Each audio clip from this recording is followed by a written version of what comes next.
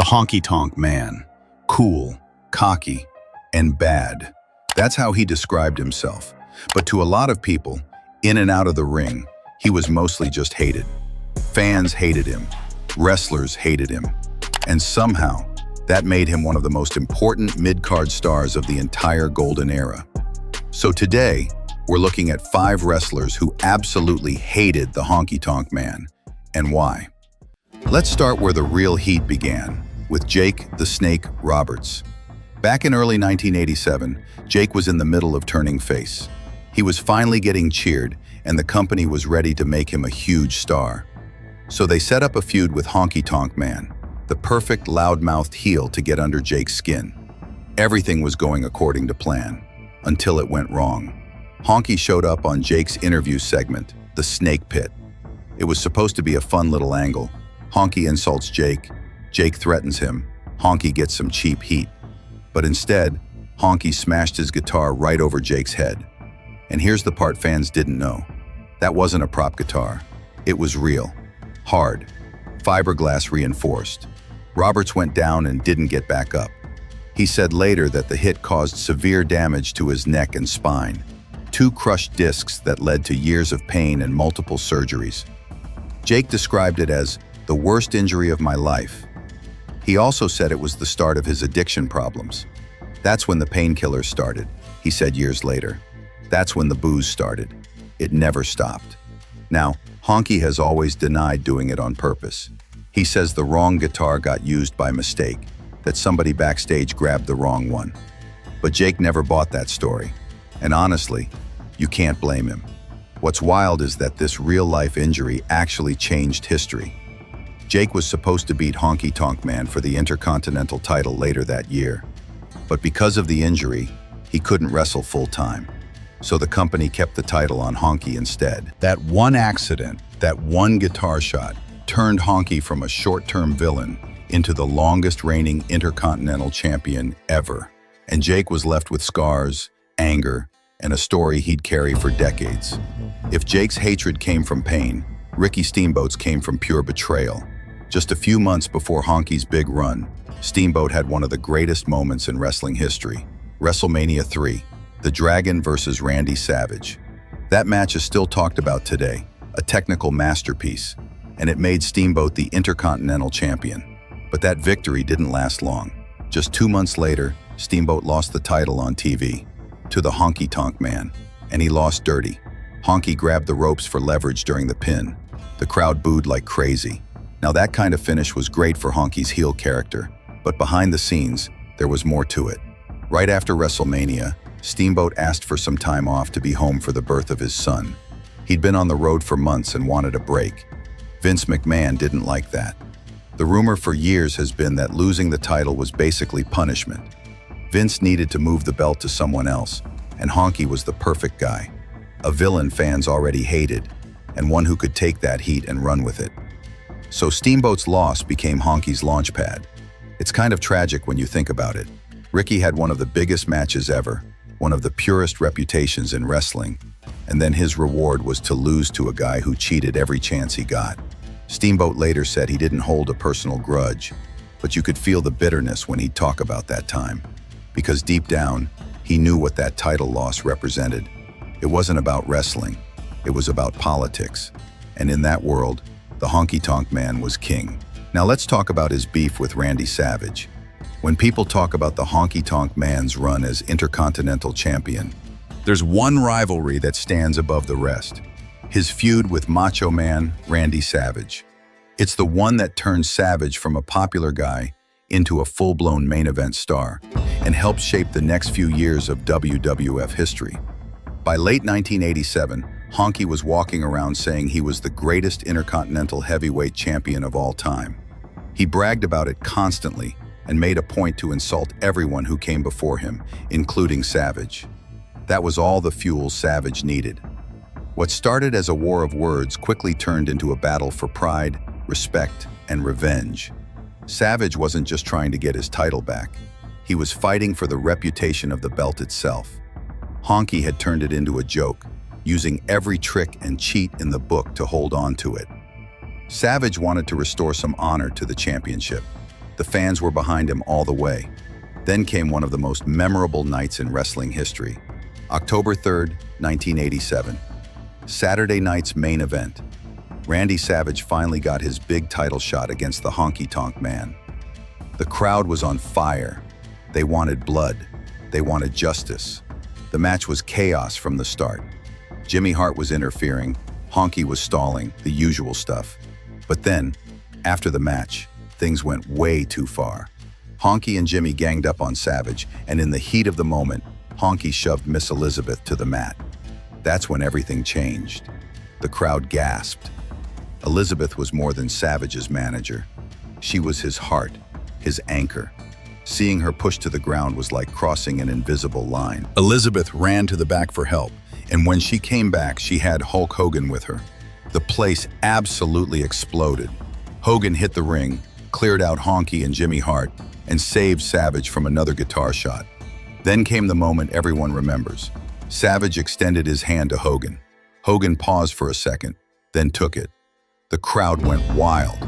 That handshake officially formed the Mega Powers, one of the most famous alliances in wrestling history. And the funny part is, none of it would have happened without the Honky Tonk Man. His cheap shot on Miss Elizabeth kicked off one of WWF's biggest storylines ever. He was the spark that lit the fuse. But that wasn't the end of the story. Savage kept chasing Honky for months, trying to win the title. And he did get another shot early in 1988 on the main event. He dominated most of the match, but in typical Honky fashion, the champ took the easy way out. He let himself get counted out, losing the match but keeping the title. Fans were frustrated, and that was exactly how Honky liked it. What's really interesting is what was happening behind the scenes. Honky has admitted that he flat out refused to lose cleanly to Savage. He told Vince McMahon he didn't want to drop the Intercontinental title because he thought it would hurt his spot on the card. Losing to Savage, in his mind, would make him look weak and knock him back down the ladder. That one decision had a massive ripple effect on the company. Hulk Hogan was about to take time off to film a movie, and WWF needed a new top babyface. They had planned for Savage to win the Intercontinental title and build him up from there. But because Honky wouldn't lose the belt, they had to change direction. Instead of Savage getting the IC title, they moved him straight into the main event picture. At WrestleMania 4, Savage entered the tournament for the vacant WWF Championship and won the whole thing. He beat Ted DiBiase in the finals and walked out as the new world champion. And all of that, every bit of it, happened because the Honky Tonk Man said no. If Honky had dropped the Intercontinental belt like he was supposed to, Savage probably wouldn't have gotten that massive world title run when he did. DiBiase likely would have been the champion. But Honky's refusal forced the company to pivot, and Savage got launched to the top instead. It's wild to think about. One guy's backstage decision completely changed wrestling history. While all that was going on, another fan favorite was lining up to challenge Honky. Brutus the Barber Beefcake. By 1988, Beefcake had turned into one of the most popular characters in the company. The fans loved the whole barber gimmick. The big scissors, the bright outfits, cutting people's hair after matches. It was silly but fun, and people wanted to see him take Honky down and give him a well-deserved haircut. It was the perfect setup. The flashy rock star versus the over-the-top barber. Their big match came at WrestleMania 4. The crowd was buzzing, hoping this would finally be the night Honky lost the title. For most of the match, it looked like it might happen. Beefcake was on fire, the crowd was behind him, and you could feel that buildup of, "This is it." But of course it wasn't. Honky grabbed his guitar and nailed Beefcake with it, getting himself disqualified. The crowd booed like crazy, but Honky kept his title. Same old story. After the match, Beefcake managed to grab Jimmy Hart and cut some of his hair, which got a big reaction. But everyone knew what that finish meant. More frustration, more heat, and more time for the Honky Tonk Man to brag about being the greatest. It was classic booking. The fans got a small bit of satisfaction, but not the real payoff. That kept the storyline alive for a few more months. As the summer rolled around, the plan seemed clear. Beefcake was going to be the guy to finally beat Honky. Everything was building towards SummerSlam 1988. The posters, the promos, the momentum. It was all pointing to Brutus.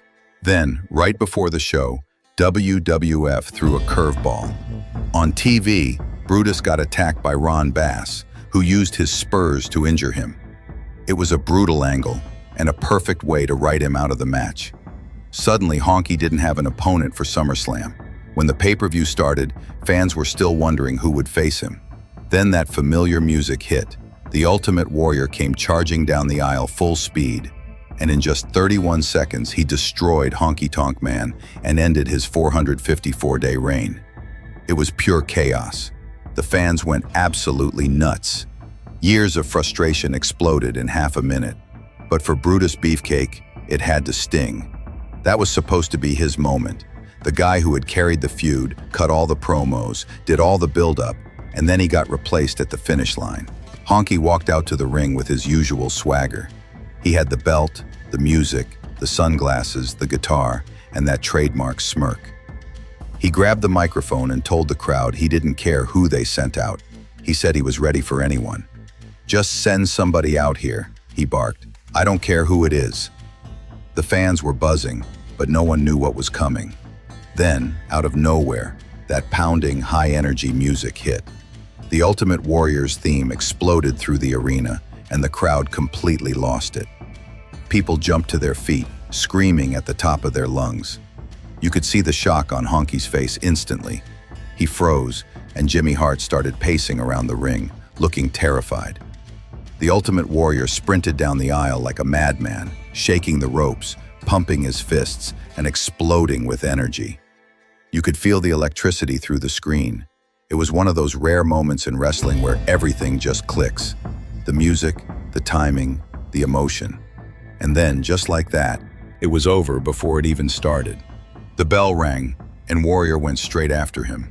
A few punches, a shoulder tackle, a body slam, and then that massive splash. 1, 2, 3, 31 seconds. That was all it took to end the longest Intercontinental Championship reign in WWF history. The crowd went absolutely wild. It wasn't just a win, it was payback. A whole year's worth of cheating and cowardice wiped out in half a minute. Fans had been waiting so long for this, and now it finally happened. No tricks, no excuses, no Jimmy Hart interference that worked. Just total, one-sided destruction. And that was the point. The match wasn't meant to be competitive. It wasn't about wrestling moves or storytelling in the ring. It was about release, giving the audience the satisfaction they'd been denied for over a year. The Warrior's win was short, shocking, and perfect. It made him look like a monster, and it gave the fans the explosion of joy they'd been craving. What's really interesting, though, is that the idea for that 31-second squash came from the Honky Tonk Man himself. In interviews years later, he explained that he didn't want to lose a long, drawn-out match. He figured if he was going to lose, he might as well lose in a way that made sense and left people talking. He knew that if he went out there and wrestled a normal 10-minute match and just lost clean, it would make him look weak. But if he got completely blindsided and destroyed by a wild man like the Ultimate Warrior, it would protect his character. He'd still look like the same cocky heel who got caught off guard, not someone who was simply beaten. And honestly, it worked. That 31-second match didn't just make the Ultimate Warrior a star. It kept Honky relevant too. Every time people talk about Warrior's rise, they talk about the match where he destroyed the Honky Tonk Man. So even in losing, Honky managed to keep his name tied to one of the most iconic moments in wrestling history. It's kind of poetic in a way. The guy who built his entire character on avoiding losses ended up losing in the most spectacular way possible. And he made sure it benefited everyone. For the Ultimate Warrior, that night changed everything.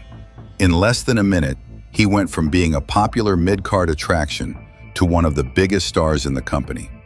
The way he stormed the ring and demolished Honky made him look like an unstoppable force. Kids loved him. His energy was unreal, his intensity unmatched, and that bright, chaotic presence made him unforgettable. The win launched Warrior into the stratosphere. Within a year, he was facing Hulk Hogan in the main event of WrestleMania 6, unifying the Intercontinental and WWF championships. And it all started that night at SummerSlam. Looking back, The Honky Tonk Man's reign might be one of the most important title runs in wrestling history, not because of the matches themselves, but because of what it created.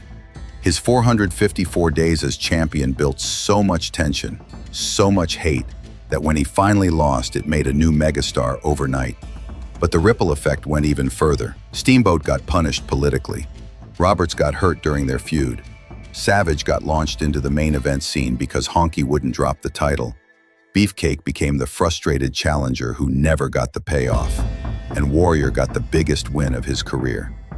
Every one of them benefited from the Honky Tonk Man's heat, directly or indirectly. That's what makes his title reign so fascinating. He wasn't a dominant champion. He wasn't a technical wrestler. He wasn't a powerhouse. He was a cowardly heel who made everyone hate him. And that hate was worth gold. His entire run turned the Intercontinental Championship into what fans called the title of frustration. It was the belt everyone wanted to see taken away from him. And when it finally happened, it meant something. The Honky Tonk Man might not have been the best wrestler, but he was a master storyteller in his own way. He knew how to make people care, even if it was because they wanted to see him lose. And that's why, all these years later, people still talk about that 31-second match. It wasn't just the end of a title reign. It was the perfect ending to one of the greatest slow burns in wrestling history. Let's have a look at 5 wrestlers who hated Big John Studd. And honestly, these stories will leave you shocked. From intense backstage run-ins to feuds that kept everyone talking, let's dive in and see what really went down. Andre the Giant. When it comes to Big John Studd, no feud defined his career quite like the one he had with Andre the Giant. This wasn't just another wrestling rivalry. It was a clash between two towering forces who both wanted to be known as the true giant of professional wrestling. The tension between them wasn't just about championships or bragging rights. It was about pride, ego, and the unspoken rule that there could only be one true giant in the business. It all began in the early 1980s when Big John Studd, managed by Bobby the Brain Heenan, started running his mouth about being the biggest and strongest man in wrestling. He claimed Andre was overrated, that his fame came from size alone, and that no one could ever lift him off his feet. To prove his point, Studd began issuing what became known as the Body Slam Challenge. He would bring a bag of cash, usually around $15,000, and dare anyone, especially Andre, to body slam him. If they could, the money was theirs. Of course, no one could do it, at least not until Andre stepped up. Andre the Giant didn't take kindly to Studd's trash talk. He was used to being respected by fans, fellow wrestlers, and everyone backstage. But Studd kept pushing, mocking Andre's reputation and calling himself the true giant. This personal jab lit a fire in Andre like never before. Their encounters soon turned into wild brawls that left the ring shaking. Fans were on the edge of their seats every time they saw these two massive men face off. One of their most memorable moments came at WrestleMania 1 in 1985. The match was billed as the Ultimate Body Slam Challenge. If Andre could slam Studd, he'd win the $15,000 bag of cash.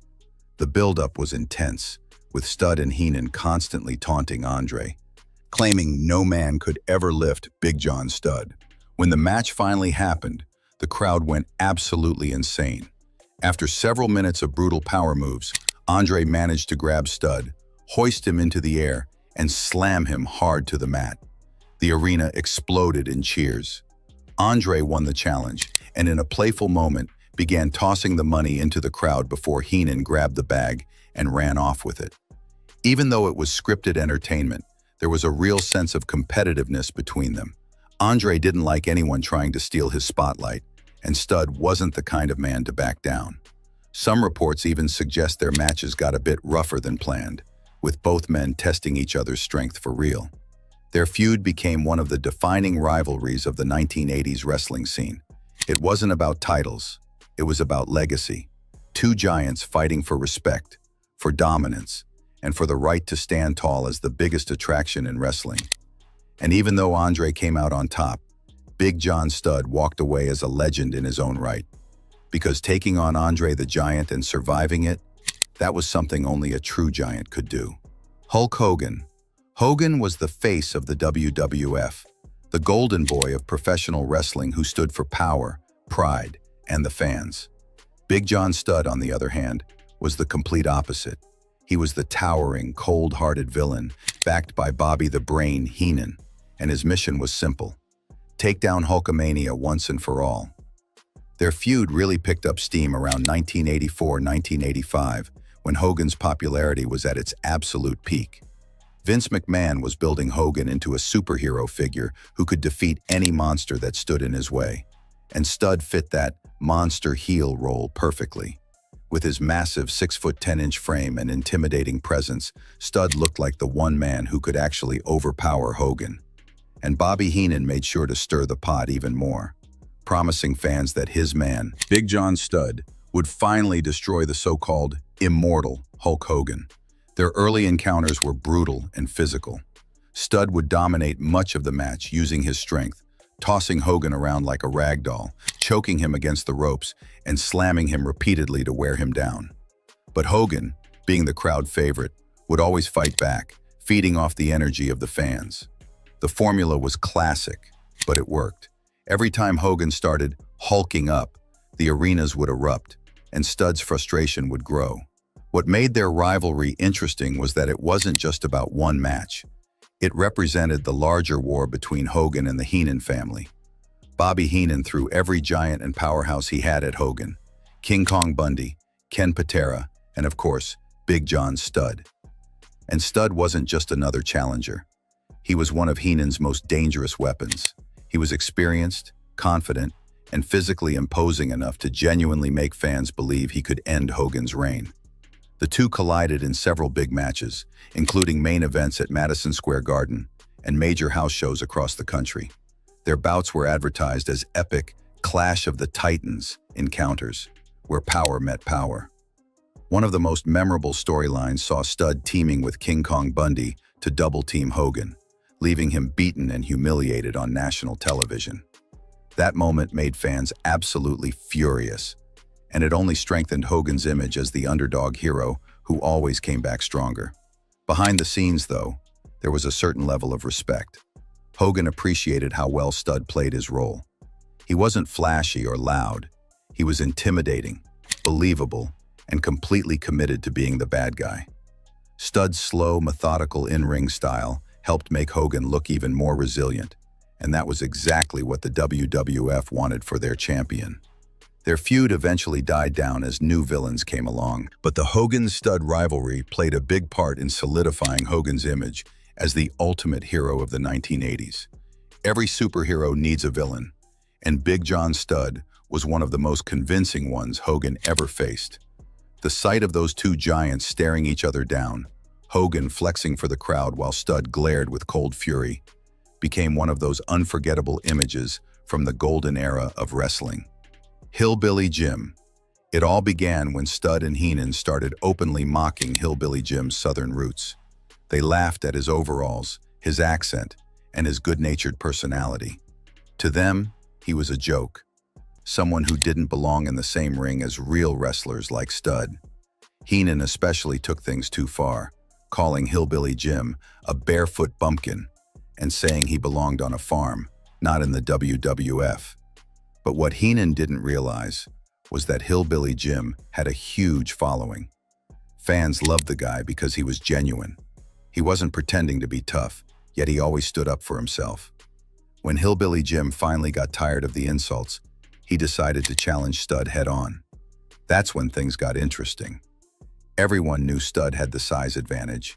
He was nearly 7 feet tall and weighed close to 370 pounds, while Jim was big, but nowhere near that massive. The odds were completely against him, but that's what made fans rally behind him even more. Every time he stepped into the ring with Studd, the crowd erupted, chanting for Jim to fight back. Their feud played out both in the ring and on the mic. Studd would belittle Jim during interviews, claiming he could crush him with one hand. Heenan would add fuel to the fire by offering country cleanup challenges, mocking Jim's lifestyle. But Hillbilly Jim never lost his cool. He'd flash that trademark grin and simply say, He'd rather fight like a man than talk like one. That quiet confidence made him one of the most endearing characters of the time. When they finally collided in the ring, the matches were full of energy. Stud used his size to dominate, throwing Jim around and taunting him in front of the fans. But Jim, tough as nails, refused to give up. He'd take a beating, then come roaring back with powerful punches and shoulder tackles that got the crowd on their feet. The fans lived for those moments when it looked like Jim might actually pull off the impossible. Even though Hillbilly Jim didn't always get the upper hand, he earned something more valuable: respect. He showed he wasn't afraid of giants, bullies, or loudmouth managers like Heenan. The feud helped cement his image as one of wrestling's most beloved underdogs.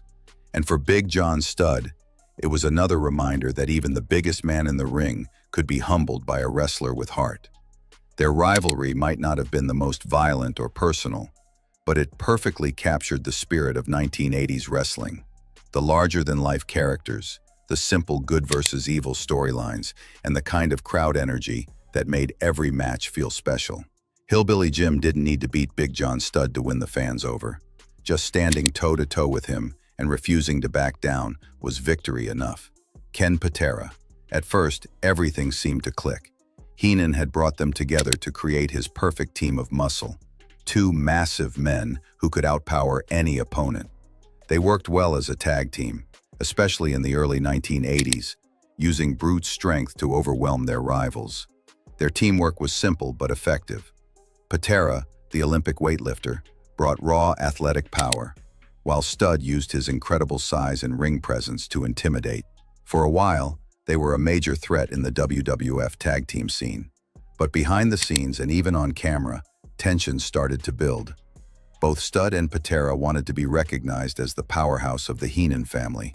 Studd saw himself as the true giant of wrestling, while Patera, proud of his Olympic background, believed he was the stronger and more technically skilled of the two.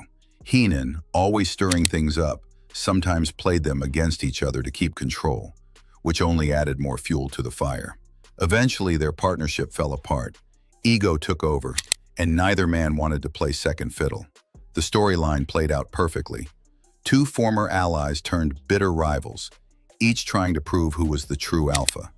Their split shocked fans because the Heenan family had always been seen as a united force, but this time, even Heenan couldn't keep the peace.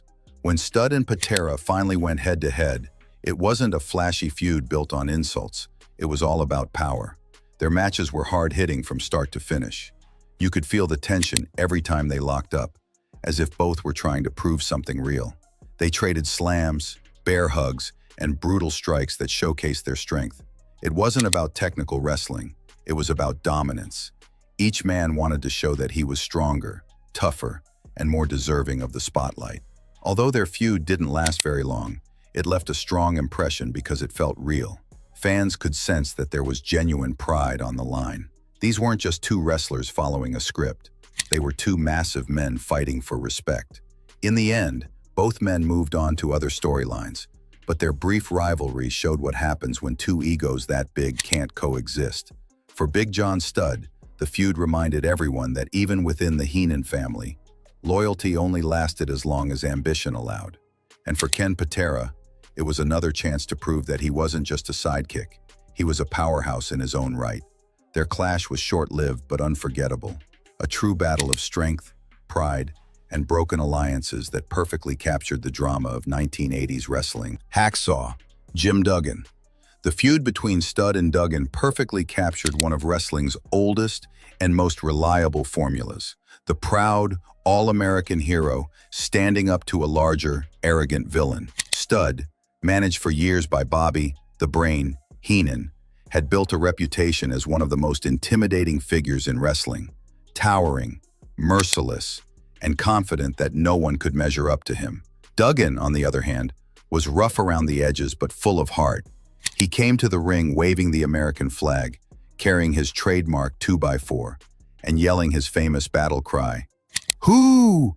Fans loved him for it. When Studd returned in 1988, he came back as a huge force looking to reassert his dominance. He was still massive, still powerful, and still carried that same no-nonsense attitude. But by this time, Duggan had become one of the main faces of the company's tough guy image, a symbol of grit and patriotism. The WWF decided to pit these two opposites against each other, and it worked perfectly.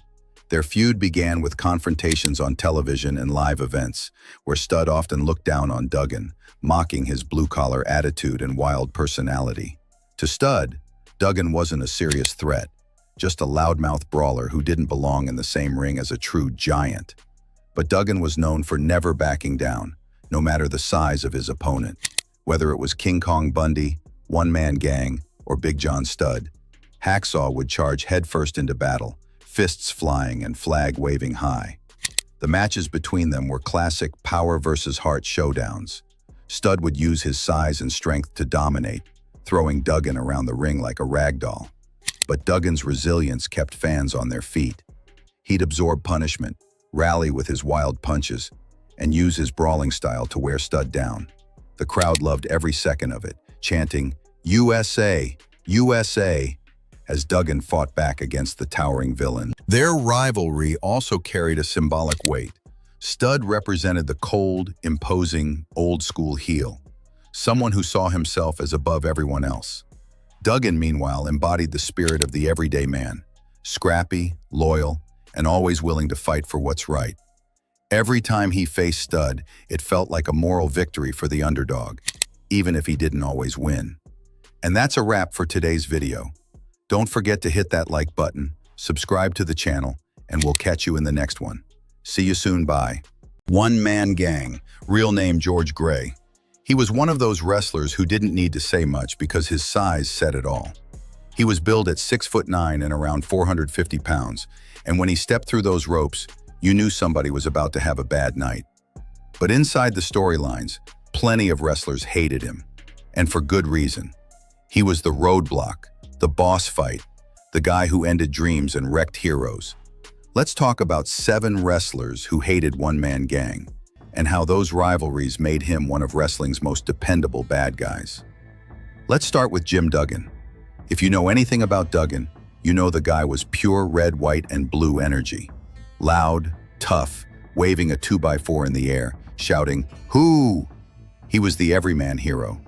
Fans loved him because he looked like the kind of guy you'd see working construction or cheering from the bleachers. He represented the working class, and he had the heart of a fighter. When he crossed paths with One Man Gang in the UWF, it was the perfect setup. You had this loud, proud, blue-collar hero against this enormous, brutal bully who didn't talk much but hit like a truck. Their feud became one of the top stories in the territory, and it all built toward one of the most emotional matches the UWF ever booked, a loser leaves town match. For newer fans, that stipulation might sound simple, but back then, it meant everything. The loser literally had to leave the promotion. No second chances, no rematch next week.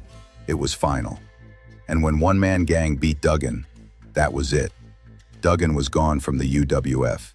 Fans were stunned. They hated One Man Gang with real passion because it felt like he had not only won a match, but taken away their hero. But behind the scenes, there was a smart business reason for it all. Duggan was leaving to join the WWF, and Bill Watts wanted to make sure his exit made sense. If Duggan just disappeared, fans would have been confused. But if he got beaten by the biggest, meanest man in the company, then it made sense. He didn't quit, he was forced out. That's what made the story work so well. Duggan left looking like a fighter who just got overpowered by an unstoppable monster, and One Man Gang came out of it looking more dangerous than ever. It was a win for both. Duggan got to move up to the national stage, and Gang got all the heat from fans who wanted revenge.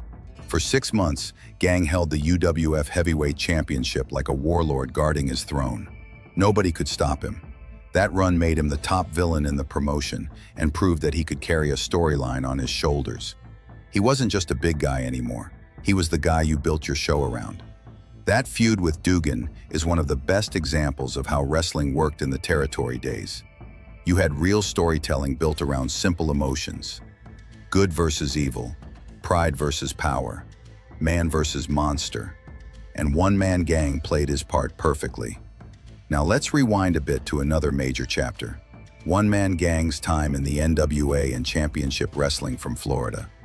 This is where he got to mix it up with some of the biggest legends in the business, including none other than the American Dream, Dusty Rhodes. Dusty was the heart and soul of Southern wrestling. He was not tall, he was not jacked, and he did not look like a Hollywood action hero. But that was the point. Fans saw themselves in him. He was the man of the people, the guy who could talk his way into your heart and then fight his way out of trouble. Every time Dusty stepped into the ring, the crowd believed in him. So naturally, promoters wanted to find someone who could make Dusty's struggle look real, someone who could make fans worry that their hero might not make it out alive. That was where One-Man Gang came in. In Florida, Gang was teamed up with another tough villain, Ron Bass. Together, they went after Dusty Rhodes and his ally, Blackjack Mulligan. These were big names, especially in the South. Mulligan was huge himself, and Dusty was the top draw in the territory. When Gang and Bass beat them for the NWA Florida United States Tag Team titles in November 1983, fans were shocked. That win meant more than just championship belts. It showed that One-Man Gang could hang with main event talent. He was not just a random big man being fed to the stars, he was beating them, and that mattered. In those days, credibility was everything. If you could beat Dusty Rhodes, even with help, it meant you were on a different level. Dusty hated him in the storyline, of course. He saw Gang as the wall standing between him and the people's dream. Every match between them told the same story. Dusty fighting from underneath, using heart and fire to battle back against this mountain of a man who kept cutting him off. The crowd would rally behind Dusty every time, chanting his name, stomping their feet, waiting for that moment when he would finally knock the giant down. And when Gang won, the hate was real. Fans would throw cups, yell insults, and boo him out of the building. That was how good he was at his job. He made people feel something. And that is the whole art of being a great wrestling villain. For George Gray, these matches against Rhodes were career-changing. They showed promoters across the country that he could work on top, that he could handle big matches, and tell a story in the ring. Then came Randy Savage. In early 1988, the WWF was preparing for a massive storyline shift. Hulk Hogan had dropped the World Heavyweight Championship after a controversial match involving Andre the Giant and Ted DiBiase, and the title was vacated. The company needed a new champion, and they decided to settle it with a big tournament at WrestleMania 4. This was where One-Man Gang got one of his biggest opportunities on the national stage. He was entered into the tournament, and in the first round, he faced another big man, Bam Bam Bigelow. It was a tough match, and both guys looked strong, but Gang advanced when Bigelow was counted out. That was an important booking move. Neither man had to lose cleanly, so both kept their credibility. In the next round, One-Man Gang met Macho Man Randy Savage, who was quickly becoming one of the company's top stars. The match told a simple story. Savage was faster, smarter, and more athletic, while One-Man Gang was a wrecking ball of brute strength. Savage tried to outmaneuver him, but Gang's size was overwhelming. The match ended in classic WWF fashion. One-Man Gang got disqualified after trying to use his manager Slick's cane as a weapon. It was a clever finish. Savage got the win, but Gang didn't look weak. He was still the scary giant who could have beaten the champion if not for his own temper. Savage went on to win the entire tournament that night, becoming the new WWF World Heavyweight Champion. But the story with One-Man Gang didn't end there. Just days later, Savage had to defend his brand new title for the first time. And guess who the opponent was? One-Man Gang. This was a big deal. When a company crowns a new champion, the first person that champion beats sets the tone for their entire reign. They needed someone who fans saw as dangerous and legitimate, someone who would make Savage look like a real hero for surviving. That's what One-Man Gang was there for. Savage beat him cleanly, and it instantly gave the new champion credibility. Fans saw Savage overcome this huge, unstoppable villain, and it made his victory feel real. That's something promoters always understood about George Gray. He could make your star look like $1,000,000. He was the kind of heel that everyone loved to hate. After that run as One-Man Gang, the WWF decided to reinvent him. They gave him a wild new persona called Akeem, the African Dream. It was an over-the-top, cartoonish character that reflected how the company liked to do things at the time. Loud, exaggerated, and larger than life. They introduced Akeem in a segment where his manager Slick took him back to Africa for a supposed spiritual transformation. It was ridiculous, even by wrestling standards, but somehow it worked. Fans laughed, but they also paid attention. Akeem became one of those characters people couldn't forget, no matter how strange the gimmick was. Soon after, he teamed up with another big man, the Big Boss Man, and together they formed one of the most intimidating duos of the era, the Twin Towers. Boss Man was the mean ex-prison guard, and Akeem was this unpredictable powerhouse. Managed by Slick, they looked like trouble from the second they walked down the aisle. The Twin Towers weren't just another tag team, though. They were placed right in the middle of one of the WWF's biggest storylines ever, the rise and fall of the Mega Powers. If you were a wrestling fan in the late 80s, you know how big the Mega Powers were. Hulk Hogan and Randy Savage teaming up felt like a dream come true. They were the two biggest stars in the world, and together, they seemed unstoppable. But in wrestling, nothing stays perfect for long. Behind the smiles and handshakes, cracks were starting to form. Savage was getting jealous of Hogan's attention toward Miss Elizabeth, who managed both of them. That jealousy was building slowly, and the company needed a big, believable moment to finally blow everything up. That's where Akeem and the Twin Towers came in. On February 3, 1989, the WWF aired the Main Event 2 live on NBC. The Twin Towers were set to face the Mega Powers in a tag team match, and millions of fans were watching at home. What happened that night would change everything. During the match, Akeem threw Randy Savage out of the ring with all his strength. Savage flew through the ropes and crashed right into Miss Elizabeth, knocking her out cold. It looked brutal. The crowd went silent for a second because it felt real. Hogan immediately jumped out of the ring, scooped up Elizabeth, and carried her backstage to get help. While all that was happening, Savage was left alone in the ring against both Twin Towers. They beat him down hard. By the time Hogan came back, Savage was furious. He thought Hogan had abandoned him to play the hero for Elizabeth. The argument got heated. Savage yelled, shoved Hogan, and finally slapped him across the face. He stormed off with his championship belt, and later that night, he attacked Hogan backstage with it. That was it. The Mega Powers were finished. The biggest friendship in wrestling had just exploded on live TV. And believe it or not, it all happened because of Akeem. Lastly, by the end of his WWF run, George Gray found himself wrapped up in one last storyline that would close out his time there. It centered on his former tag team partner, Big Boss Man. The two had been part of the Twin Towers, managed by Slick, but now things were changing. Big Boss Man was turning into a good guy. For that shift to really work, he needed to break free from his old crew and prove that he was no longer the villain fans used to boo. That's where Akeem came in. To make Boss Man's face turn believable, he needed to defeat his past, and that meant taking down his old partner. Their story built up to a short but memorable match at WrestleMania 6 on April 1, 1990. The crowd was huge, the energy was high, and everyone knew this was Boss Man's moment. When the bell rang, it didn't take long for him to get it done. Despite a brief distraction from Ted DiBiase, Big Boss Man beat Akeem cleanly in just under 2 minutes. The match was short, but it did exactly what it was supposed to do. Boss Man looked strong, determined, and heroic. Akeem, on the other hand, did his job perfectly, losing cleanly so his former partner's new role as a good guy would feel earned.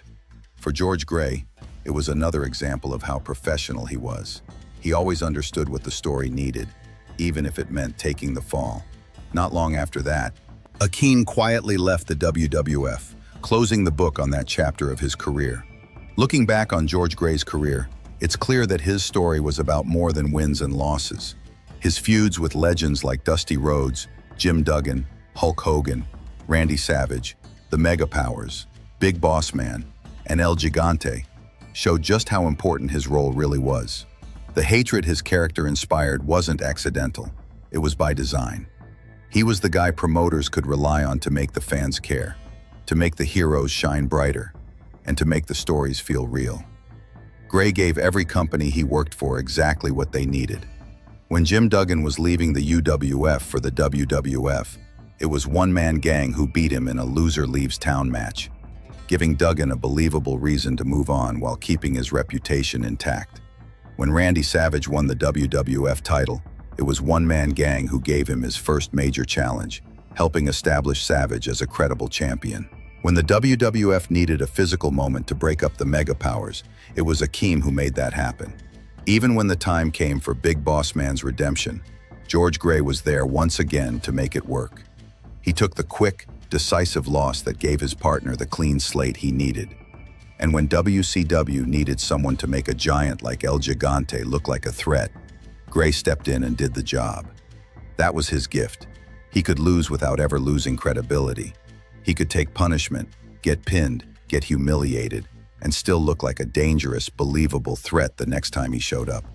Very few wrestlers could pull that off consistently over decades, but Gray did it. He was the kind of performer every locker room needs: steady, professional, and selfless. He didn't chase the spotlight. He built it for others. That's why his peers respected him so much. George Gray's legacy isn't about titles or glory. It's about reliability. He was the villain fans loved to hate, the mountain every hero had to climb, and the guy who made sure every story hit the right emotional notes. He didn't just play a monster. He understood what that role meant. Whether he was Crusher Broomfield, One-Man Gang, or Akeem the African Dream, he knew how to make a story work. He gave meaning to victories, weight to rivalries, and credibility to champions. In an industry built on storytelling, that's one of the highest compliments you can give. When you look back at all the names he helped elevate and all the moments he helped create, you can see his true impact. He might not have been the top guy, but without him, a lot of top guys wouldn't have looked nearly as good. George Gray was more than just a heel. He was the glue that held stories together, and that's what makes his career worth remembering. Every legend has enemies, but Steve Keirn didn't just have rivals. He had wars. Some were personal, some were professional, and some nearly ended his career. These are 7 wrestlers Steve absolutely hated. If you love old school wrestling, you are going to enjoy this one. Steve Keirn's career lasted for more than 40 years. He started in 1972 and retired in 2007. He went from small, local wrestling territories like Championship Wrestling from Florida to the big stage of WWF, where fans later knew him as Skinner. His story is really the story of wrestling itself. It began in small halls, where wrestlers fought for respect, and ended in a world where characters and entertainment took over. And at the heart of it all were his rivalries.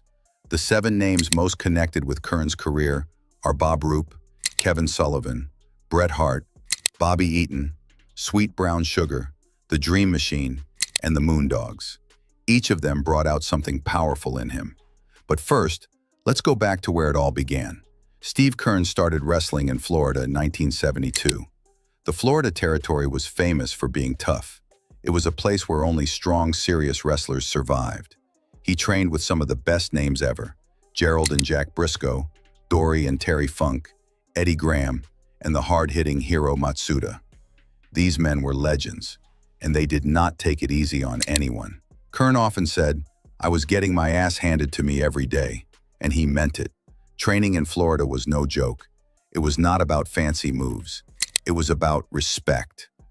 If you wanted to be a wrestler, you had to prove you could take pain, stay disciplined, and still keep going. Guys like Matsuda and Bob Roop would stretch him during training. That means they would twist his body into painful holds to teach him toughness. It was rough, but it made him strong, both physically and mentally. By the time Keirn started wrestling regularly, fans already believed in him. He looked like a clean-cut hero, but he also fought like someone who had survived real wars in the ring. That mix of toughness and humility made him one of the most respected babyfaces in the business. Now we come to one of the most emotional and controversial storylines in wrestling history: the feud between Steve Keirn and Bob Roop in 1976. Bob Roop was a serious wrestler with a real Olympic background. He was not just a performer, he was a legitimate athlete who knew how to wrestle for real. So when he turned heel against Keirn, the story became very intense. Here's the real twist. Steve Kern's father, Colonel Richard Kern, was a U.S. Air Force pilot and a real-life hero. He had been a prisoner of war twice, once during World War II and again in Vietnam, where he was held captive for nearly 8 years. He was one of only 2 men in history to go through that twice. The storyline took that true story and turned it into a wrestling angle. Roop began insulting Colonel Kern. He said terrible things about him, claiming he was weak for allowing himself to be captured. In the South, where people deeply respected the military, this was shocking. The crowd went crazy with anger. They wanted to attack Roop for real. There were even reports that some fans brought guns to the shows. That is how real the hatred became. Steve Kern later said that it was one of the hardest storylines he ever did, because it involved his family's real pain. But his father agreed to it. Colonel Kern gave permission to use his story because he believed in his son's career. He wanted to help him become a star. This showed how dedicated both father and son were to wrestling. They took real emotion, real trauma, and turned it into a story that people would never forget. It was risky, but it worked. The feud became legendary, and for Steve Kern, it proved that wrestling could be just as powerful as a movie or a play when done with real heart. After Florida, Kern moved to Georgia Championship Wrestling around 1980. The company was growing fast and had just started appearing on national television through TBS. Here, he faced one of his most famous enemies, Kevin Sullivan. At that time, Sullivan was changing his character. He was becoming darker, more unpredictable, and slowly turning into the villain fans would later know as the Prince of Darkness. The feud started when Sullivan beat Kern for the NWA national television title. After the match, Kern tried to shake hands, but Sullivan attacked him instead. It was a cheap shot that made fans instantly hate him. From that point, the rivalry became very personal. They interfered in each other's matches, cut intense promos, and kept the audience hooked week after week. Sullivan even went on TV and insulted Kern, calling him a hubcap thief and saying the title belonged to him by divine right. He said, "I'm a back jumper and a backstabber, and I'll never give Kern a moment to breathe." Kern played the perfect good guy in response. He promised to fight fair, to work hard, and to stand up for what was right. The contrast between them was perfect. Between November 1980 and March 1981, the title changed hands 3 times between them. Every time one of them won, the other found a way to get revenge. It kept fans glued to their TVs every week. The feud even moved to Memphis, where Sullivan teamed up with Jimmy Hart and Wayne Ferris, who later became the Honky Tonk Man.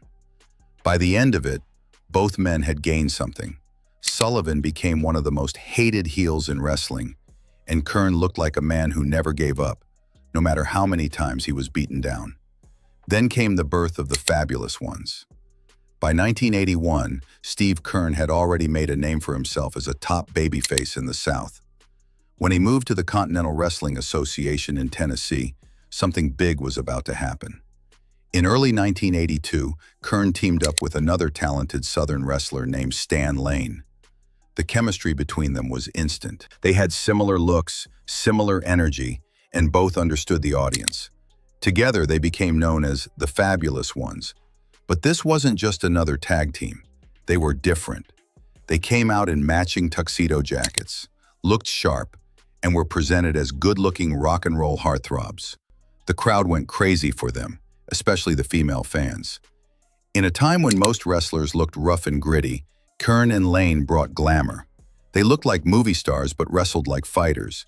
Their style mixed showmanship with solid technical wrestling. This combination was brand new for wrestling at that time. They basically created the blueprint for what we later saw in tag teams like the Rock and Roll Express and the Fantastics. The Fabulous Ones made wrestling cool, stylish, and modern.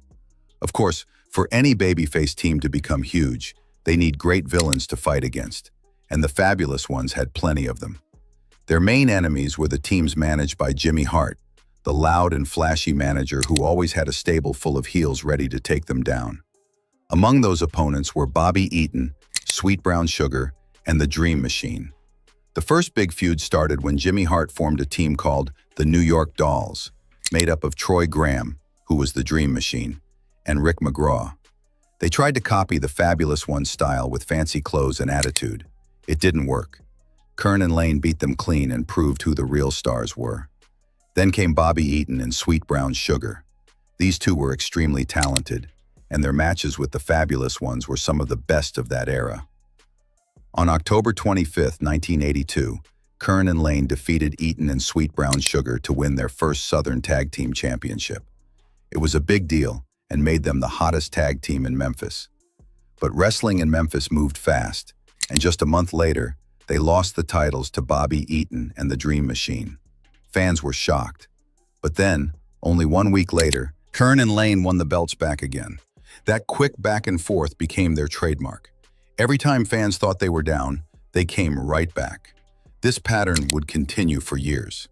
They held the Southern Tag Team Championship 15 times, setting a record that still stands. Now you might wonder why titles changed hands so often in Memphis wrestling. The answer is actually simple. Memphis wrestling was built around weekly shows at the Mid-South Coliseum. Promoters wanted fans to come back every single week. So, if 1 week the Fabulous Ones lost the belts, fans knew there would be a rematch the next Monday. It was smart business. Every title change meant more tickets sold, more noise, and more drama. This also meant that hate in these feuds wasn't just personal, it was part of the job. The wrestlers needed to make fans care so much that they couldn't miss a single week. And the Fabulous Ones were masters at that. Bobby Eaton deserves a special mention. He was one of the most reliable and talented wrestlers of that time. Whether he teamed with Sweet Brown Sugar, the Dream Machine, or Duke Myers, he always made his opponents look amazing. He was the kind of heel every babyface wanted to face. And that's why Kern and Lane's success is tied so closely to him. Eaton's timing, skill, and storytelling helped make their matches unforgettable. Week after week, the Fabulous Ones and Eaton's teams would draw huge crowds. Their chemistry was magic. And while it looked like they hated each other in the ring, behind the scenes it was all professional respect. That was the art of wrestling, making fans believe every punch was real. One of Skinner's most notable matches came against Bret Hart in late 1991. Bret was climbing fast, becoming one of the top stars in WWF, and needed credible opponents who could make him look great. That's where Kern came in. Skinner lost to Bret in the King of the Ring tournament, and later again at the This Tuesday in Texas pay-per-view. Bret won by submission, showing off his sharp technical style. For Kern, these matches represented a change in his career. He was no longer the headline babyface or the glamorous tag team star. He was now the seasoned veteran helping the next generation shine. Some might have seen that as a step down, but Kern saw it as part of the job. He knew wrestling was about giving back. And his matches with Bret Hart proved that even when the spotlight shifted, his technical skill and storytelling never faded. Looking back, the Fabulous Ones were pioneers. They weren't just good wrestlers. They reinvented how tag teams could look and feel. They combined fashion, music, and charisma with real athletic skill.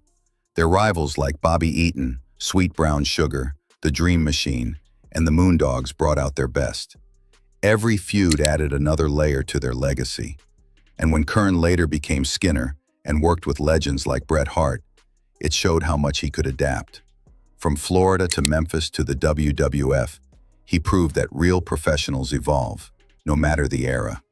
After retiring, Kern didn't leave wrestling behind. He became a respected trainer, passing on everything he learned from decades of experience. The story of Steve Kern isn't just about fame or titles. It's about longevity, loyalty, and love for the business. He helped shape wrestling from the ground up, and his influence is still seen today in every tag team that blends charisma with skill. Thanks for watching. If you enjoyed this story, don't forget to like, subscribe, and share it with other wrestling fans. And tell us in the comments, which classic tag team would you like us to cover next? We'll see you soon with another deep dive into wrestling's golden era.